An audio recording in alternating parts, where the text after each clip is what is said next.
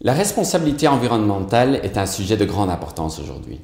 Avec la montée des eaux, le réchauffement climatique, le trou dans l'ozone, il est impératif et fondamental que les entreprises prennent des mesures pour protéger notre planète. Nous avons comme invité un des pionniers dans ce domaine du groupe KBC. Nous avons Laurent Danse, qui est le Business Manager Expatriates KBC Brussels. Comment ça va, Laurent? Merci David, ça va bien et toi? Alors, peux-tu nous présenter KBC Bruxelles? Oui, bien sûr. Donc, KBC Brussels, c'est en fait la marque bruxelloise de la division Belgique du groupe KBC, donc qui est divisée en trois marques. On a KBC au nord du pays, du côté néerlandophone. On a CBC au sud, en Wallonie. Et alors, il y a KBC Brussels qui est né maintenant il y a un peu plus de 5 ans, suite à la fusion des agences CBC et KBC sur le territoire bruxellois. Donc en fait, la volonté au départ, c'était vraiment de créer une marque bruxelloise très proche des spécificités de Bruxelles en termes de mobilité, en termes de logement, en termes de population aussi et de multiculturalité. D'accord. Et KBC Brussels est au centre de l'accueil pour les expatriés arrivant en Belgique. Oui, c'est ça. Donc en fait, moi, je suis responsable du département expat chez KBC Brussels depuis maintenant 2 ans et demi.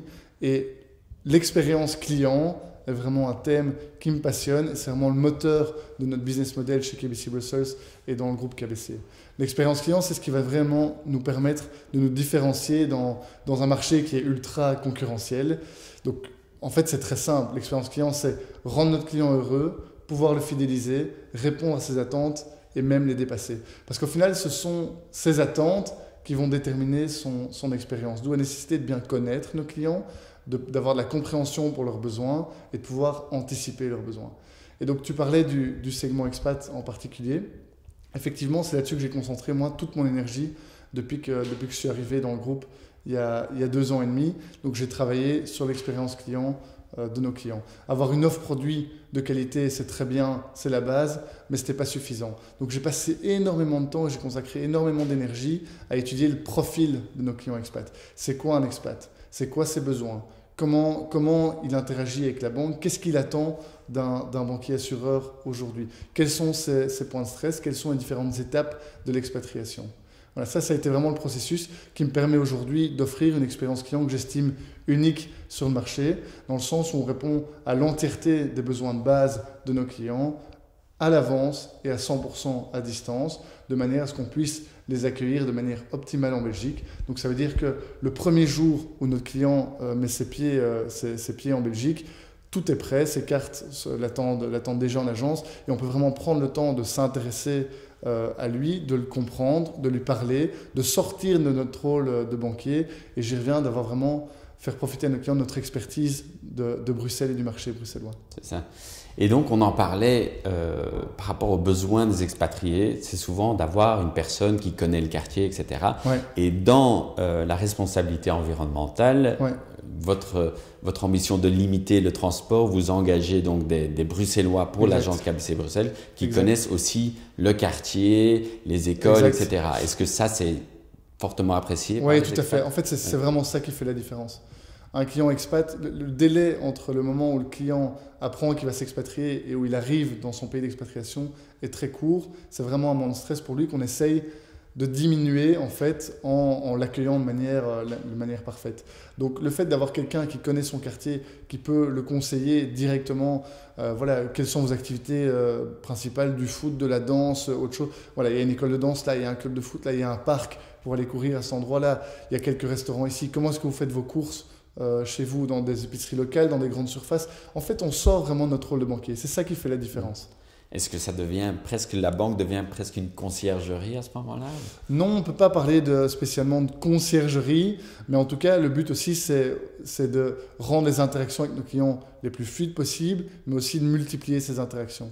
Et donc, le fait de lui poser beaucoup de questions, ça nous permet de le connaître le plus possible aussi et de pouvoir lui proposer en fait des interactions de qualité très personnalisées. D'accord. Donc pour revenir à la responsabilité environnementale, donc on peut comprendre qu'un groupe comme KBC avec 42 000 employés, 1400 agences, 11 millions de clients, vous avez un impact sur l'environnement qui est énorme.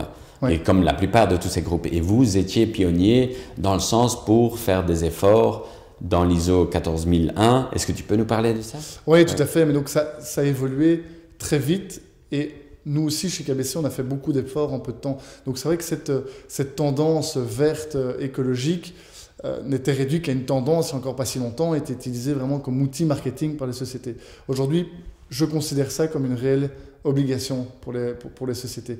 Donc la pression, elle vient de partout, gouvernement, ONG, investisseurs, consommateurs certainement, et même collaborateurs en interne qui sont désireux aussi de pouvoir travailler pour une entreprise qui est écologiquement responsable. Donc là, tu parles de mesures concrètes. La durabilité, aujourd'hui, elle fait partie intégrante de notre stratégie d'entreprise. Le premier pilier de cette stratégie, c'est limiter notre impact négatif sur la société.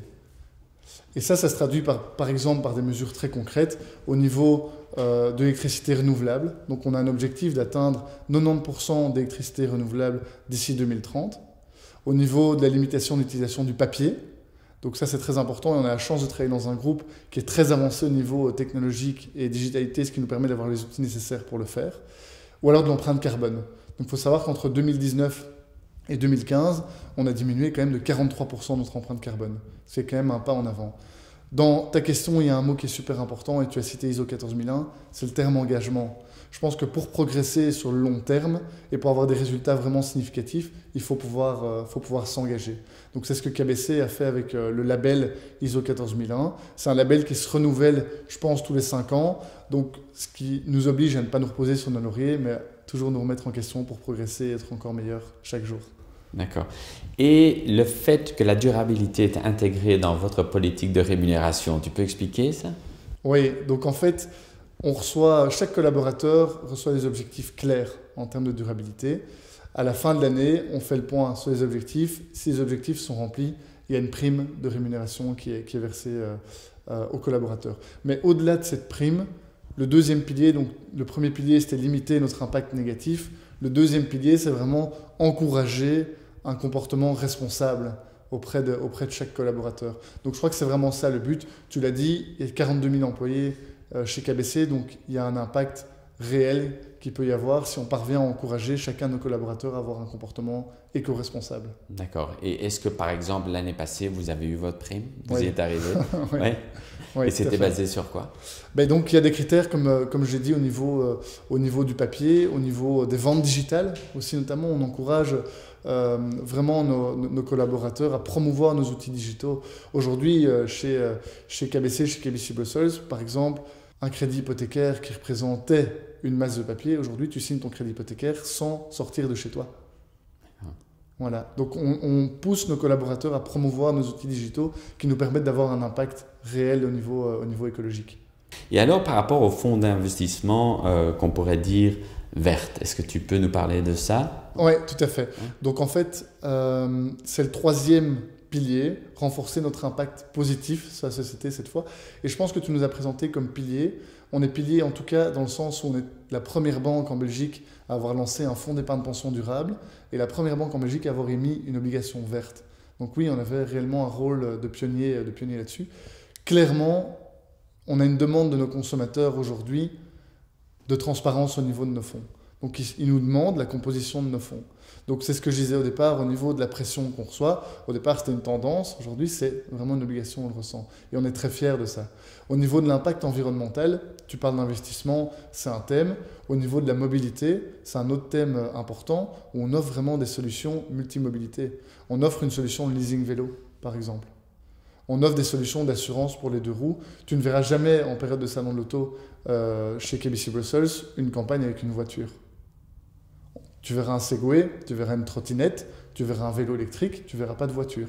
Donc là, on prend vraiment en période de salon de l'auto, pourtant il y a auto dans le monde, tu verras vraiment une volonté de notre part de promouvoir la multimobilité et la mobilité verte. D'accord. Et par rapport au fonds d'investissement vert, si on peut dire, est-ce que maintenant il y a plus de fonds d'investissement verts que d'autres ou quelle est la balance? Oui, je pense qu'on tend, c'est vraiment des objectifs d'entreprise de tendre vers une gamme de fonds verts pour nos clients, clairement. Et les entreprises qui sont choisies à travers nos fonds sont choisies sous certains critères qui sont très précis. bien sûr. Ben, en tout cas, je voudrais vous féliciter, vous remercier pour ce que vous faites pour protéger notre planète, pour nous, pour nos enfants. Merci. Et bonne continuation. Merci, merci. Non, mais on est vraiment très fiers de travailler dans une société comme KBC où à travers ses valeurs, on sent vraiment qu'il y a une culture d'entreprise qui tend vers une durabilité qui va profiter à la planète, effectivement. Ouais. Voilà. Ben, merci Laurent. Merci David.